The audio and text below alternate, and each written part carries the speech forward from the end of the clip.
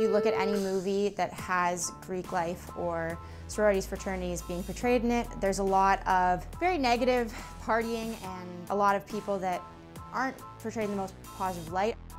The same messages are repeated in, movies. There's that stereotypical archetype of what it is to be a sorority girl. They're all like partiers, all they do is drink and go after boys, and they're mean and stuck up. A lot of people are quick to judge, about most things, and unfortunately sororities are one of them. My name's Rachel. My name is Xenia. My name is Bella. My name is Leah. My name is Meg. My name is Ashley. We're Tau Sigma Phi.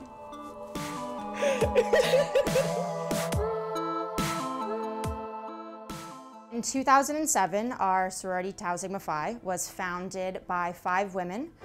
They were a part of a different organization but felt that they wanted to really make a core sisterhood organization, that was their main focus. So they signed the constitution for Tau Sigma Phi in this house in the hopes that they could promote a organization that they could be proud of. Since then, we have accepted over 200 girls into just our chapter. Joining it was a way to not only get the support that I was looking for, but also get involved and be able to support other people too. When I moved to Ottawa, like I said, in 3rd year, I was looking for friends, and this was the perfect way to do it, and I didn't expect it to go as well as it did. I was definitely one of those people that in 1st year was very against them, because I had some experiences where I thought that they were kind of ditzy and this typical sorority girl, because we all have that stigma. It got to the point where I was having such a hard time in school, and I was very lonely. I almost threw university out the window because I just couldn't handle being by myself all the time. And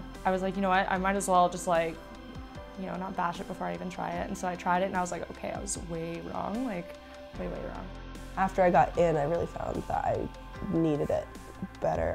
My 2nd semester of 1st year, I could definitely say I was going through some depression, and it kept me in school.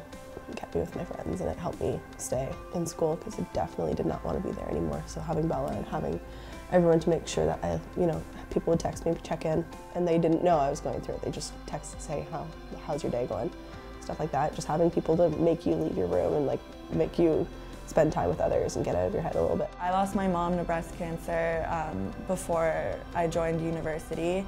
And when I came out, Tau Sig became my home away from home. They became my support system. So I first shaved my head in high school, and then I was growing it out. And then last year we needed to do something for philanthropy for breast cancer, and so I just thought, I'll just shave my head again. With philanthropy specifically, girls are responsible for doing 6 hours a month.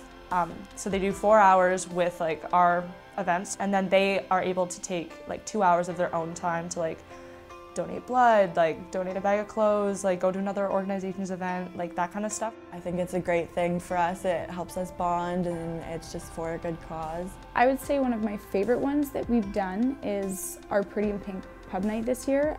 So we fundraise all of our money generally for breast cancer research.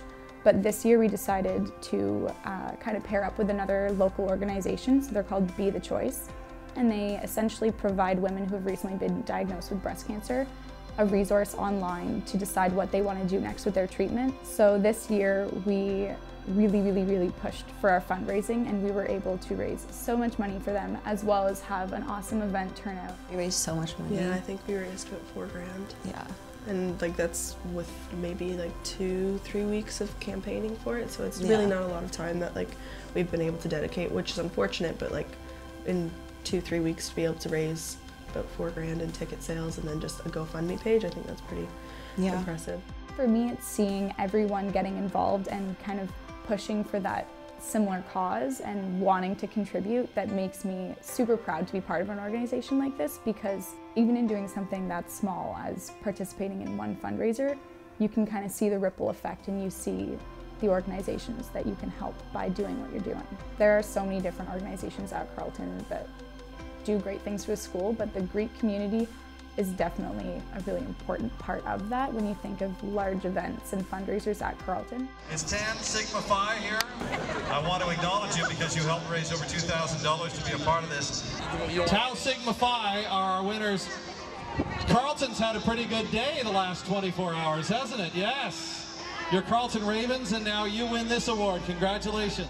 Obviously, there's a lot of negative connotations that come around sororities. The exclusivity is a thing that really comes up quite frequently, which is awful because I view it as a very normal part of life. When you exit into the workforce, you're not going to get every job you apply for. Some of those jobs you're going to get cut from the process, and that's life. Not everyone gets into things, so you have to understand that we are just like a job or a sports team. We choose people based off of who we think is going to benefit us and who we think we can help a lot. And because of that, the school has really painted us in a negative light. When we do things like our philanthropies, it's hard getting people to stop by because they don't want anything to do with sororities, they don't care.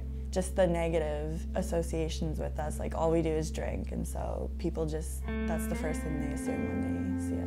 It's definitely a little biased because some organizations have more privileges than others. We actually had such a hard time getting the space because we aren't a Carleton group, and most students can book spaces, but like because I'm a Tausig, it doesn't allow me to do that. And it made me really sad. Like, it makes me so upset, and it comes from like us not being able to be a voice on campus. So by limiting these people and saying, well, because you're in this organization, you can't participate in something, it's almost doing a disservice to the school because those are large groups of student leaders who want to be involved. So whether it's for Relay for Life, for example, I think that's a perfect one. We do that every year and consistently. It's been Greek organizations fundraising the most money. Without those organizations, I don't think there would be maybe like half as many people at these fundraisers. We could be benefiting them so much more. And you look at all the positive publicity that comes out of Relay for Life and paints Carleton in such a great picture. Mainly that is from Greek life, and yet no one ever talks about that. If they promoted us, allowed us to then do even more on campus, I really think that we could be putting an extremely positive light on Carleton. I think it would give us the tools to be able to really make a difference and do even more than we already do, and I think that they're really hurting themselves by excluding us. So for the people who think I'm joining it for the wrong reasons, if I explain that and shed some light on what it really is to me, I hope that they kind of don't question it anymore. I think what I'm most proud of is our sisterhood. We have a really strong sisterhood. I was able to find a support system and a group of people to do, whether it be getting involved in the community or just hanging out and doing homework at the library. Those are the people that I do it with because they've become my family at Carleton. Probably my favorite part is just the fact that I have like a family away from home.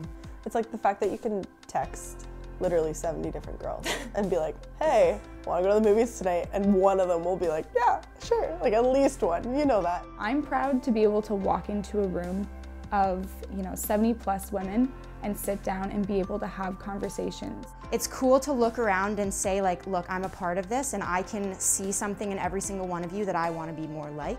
We've got 73 actives. I can sit in a room and talk to 73 people. Like, I never thought that would be something I'd be able to do as a person.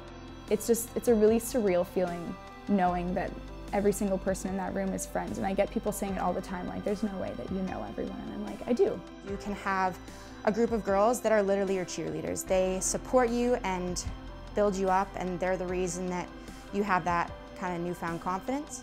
So I think that's a really empowering thing. We have to remember it's better to stick together, bring women up instead of tear them down. So it's just, this is what, like, it reaffirms that being in an organization like this.